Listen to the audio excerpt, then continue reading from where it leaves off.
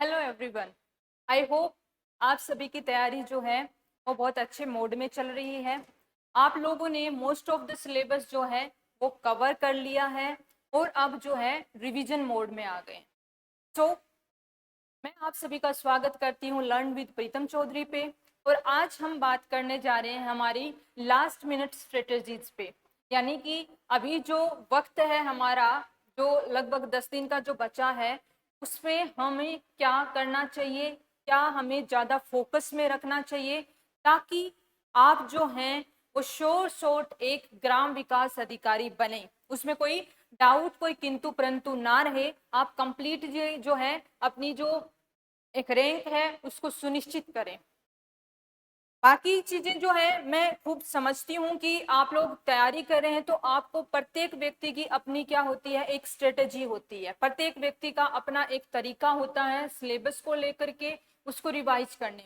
यहाँ पे हम जो है थोड़ा सा मैं उन चीजों पे बात करूंगी कि कहाँ पे हम ज्यादा फोकस करके और ज्यादा जो है हमारे सिलेक्शन की ओर जा सकते हैं।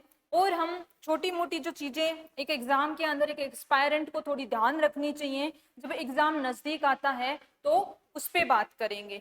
सबसे पहले अगर हम बात करें यहाँ पे हमारी, जैसे कि मैंने बिल्कुल पहली जो क्लास थी, जो वीडियो की स्ट्रेटेजी थी, उसमें मैंने बात की थी।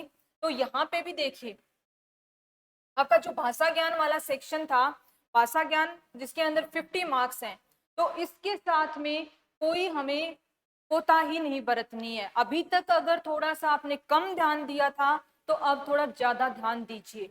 सोर्स वही है आपके राजस्थान बोर्ड की जो बुक है हिंदी के लिए प्लस वोकेबुलरी के लिए, मैंने राघव प्रकाश बताई थी। और मैं ये आशा कर रही हूँ कि मैंने एक टिप दी थी आपको कि आप अपनी खुद की वॉइस में जो है हिंदी के पर्यायवाची, विलोम शब्द, इन सब को रिकॉर्ड कीजिए और उनको बार बार सुनिए।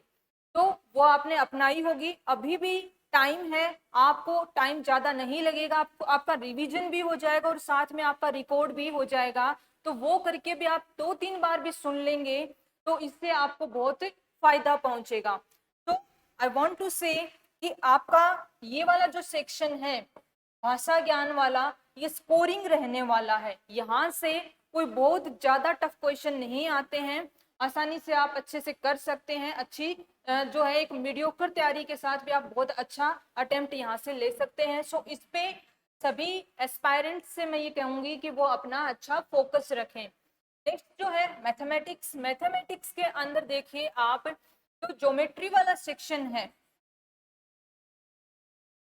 ज्योमेट्री वाला, उसके अंदर आप ज्यादा अगर नहीं किया है आपने अभी तक, तो एटलीस्ट आप फॉर्मूला बेस्ड जो क्वेश्चंस हैं, यानी कि जैसे कि परिमाप का, क्षेत्रफल का, आयतन का, जो है अर्ध परिमाप का, इस प्रकार के जो फॉर्मूला हैं सभी ज्योमेट्री आकृतियों के, जिसमें जिन जिनका भी इसमें नाम दिया गया, चतुर्भुज, वर्त, चाप, तो इन सब की जो ज्यामितीय रचनाएं हैं, इनके जो बेसिक फॉर्मूला हैं, उनके फॉर्मूला बेस्ड क्वेश्चंस आप एक बार जरूर करें।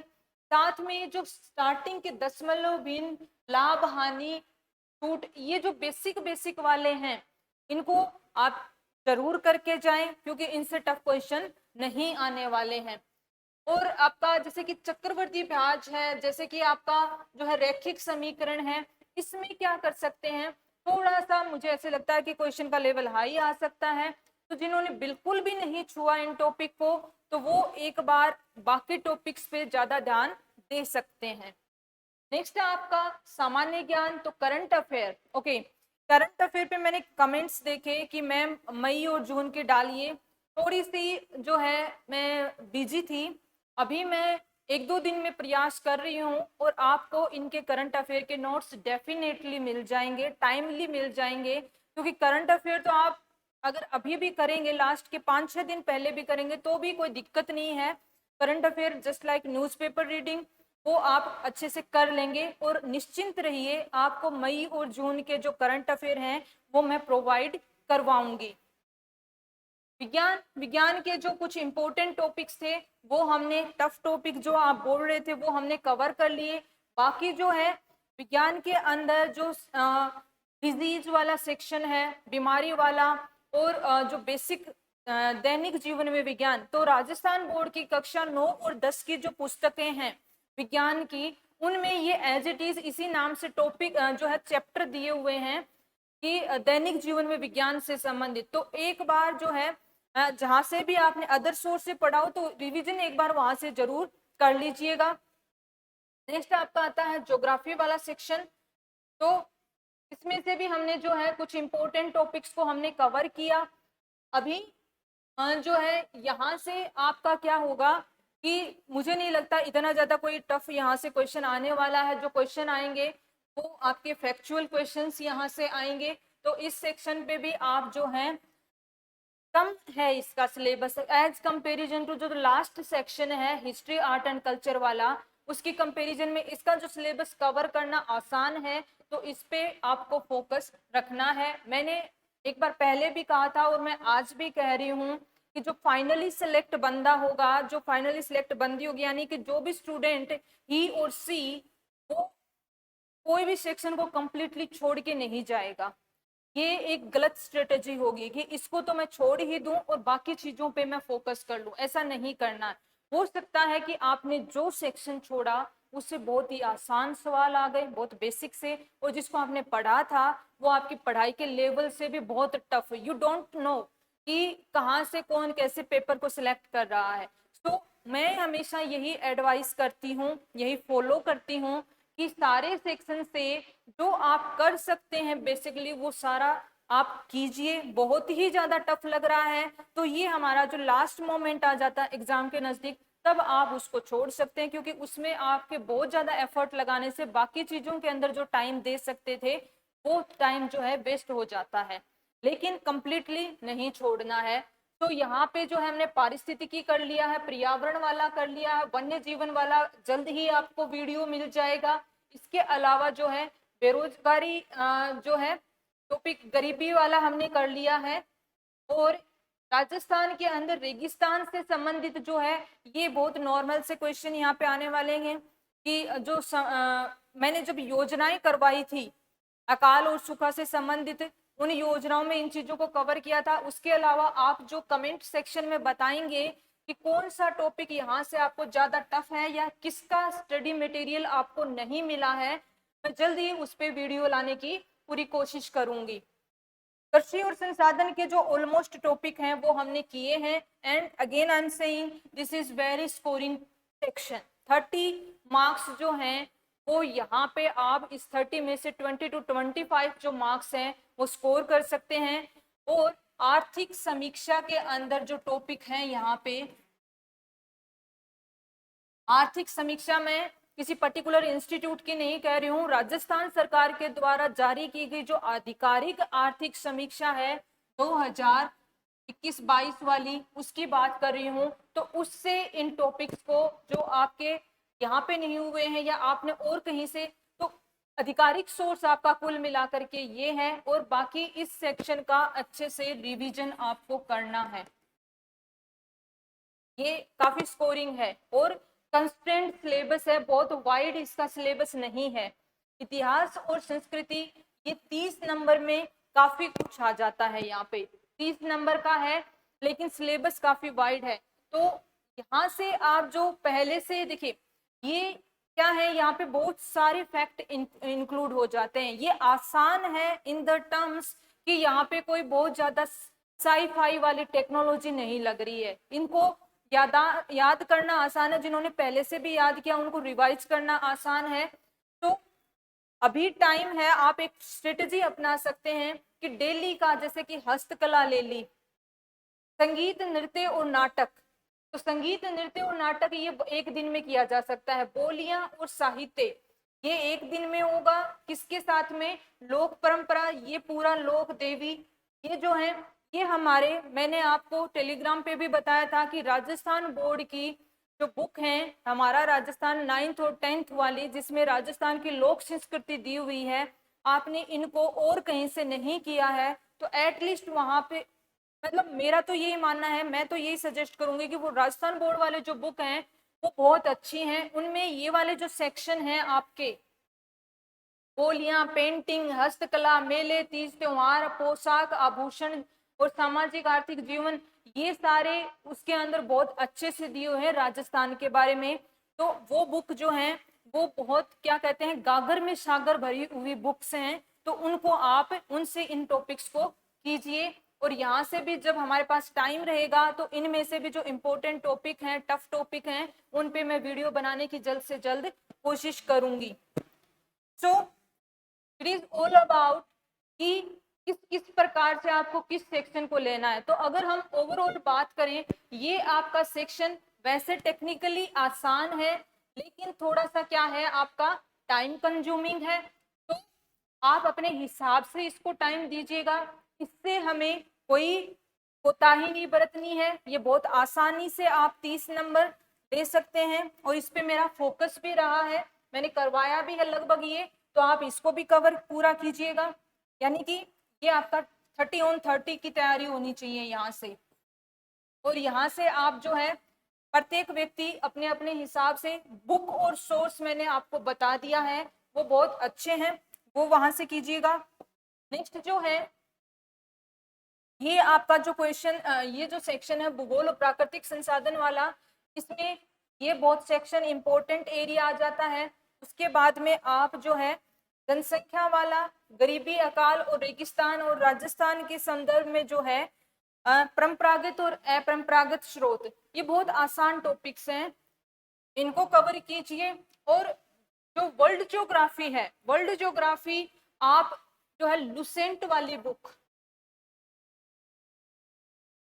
लुसेंट की जो बुक है उसमें वर्ल्ड ज्योग्राफी कंसाइज तरीके से करवा रखी है, वो मुझे लगता है कि वहां से क्वेश्चन आ जाने चाहिए। इसमें बहुत ज्यादा नोट्स इसमें अलग अलग, और एनसीईआरटी फिलहाल तो पढ़ने का, अभी जिन्होंने पहले से पढ़ा है वो अपने नोट्स से ही रिवाइज करें। जिन्होंने पहले से ये सारे टॉपिक कर लिए हैं, मैं बहुत क्लियरली बोल रही हूँ कि जिन लोगों ने जिन सोर्सेज से ये सारे टॉपिक कर लिए हैं, वो उन्हीं सोर्सेज को रिवाइज करें, वो अपना सोर्स चेंज अब ना करें, वो अपने सोर्स को चेंज करने की गलती ना करें। जहां से कर लिए उन्होंने किए हैं, बहुत अच्छा है, अपने नोट्स को रिवाइज करें, उन सोर्सेज को रिवाइज करें। जो लोगों ने इनमें से कुछ कुछ टॉपिक छूटे हुए हैं, उनके लिए मैं ये बता रही हूँ कि जैसे लुसेंट है वो एक अच्छा सोर्स है कंसाइज तरीके से इसका रिवीजन करने के लिए। बाकी जो हमने बात की, ये आपको अच्छे से समसामयिक घटनाएं जो हैं 10 on 10 की तैयारी होनी चाहिए आपकी, सामान्य विज्ञान में 10 on 10 की होनी चाहिए, क्योंकि यहाँ पे आप बहुत अच्छे स्कोर कर सकते हैं। और भाषा ज्ञान वाले में भी आपकी अच्छी तैयारी होनी चाहिए, तो वहां से आप रिवीजन कीजिए। सुबह शाम जो है 2-2 1-1 घंटा आप भाषा ज्ञान वाले को जरूर दीजिएगा, उसको लास्ट डे के लिए आपको नहीं छोड़ना है। तो ये हमने तो बात की सिलेबस के आधार पे। अब हम जो है कुछ मैं कहूँगी छोटी छोटी मगर मोटी बातें जो कि हम बचपन में देखते थे शक्तिमान जी के, तो उसी हिसाब से हम यहाँ पे क्या कर लेते हैं, छोटा छोटा कुछ जो है डूज एंड डोंट्स, इनको डिस्कस कर लेते हैं कि ड्यूरिंग द लास्ट टाइम, जो लास्ट 10 डेज जो होते हैं एग्जाम के, उनमें हमें क्या चीजें बहुत अच्छे से करनी चाहिए और क्या चीजें नहीं करनी चाहिए। सबसे पहले बात अगर जो करनी चाहिए, तो आई मस्ट से आपको आपके स्वास्थ्य का पूरा ध्यान रखना है।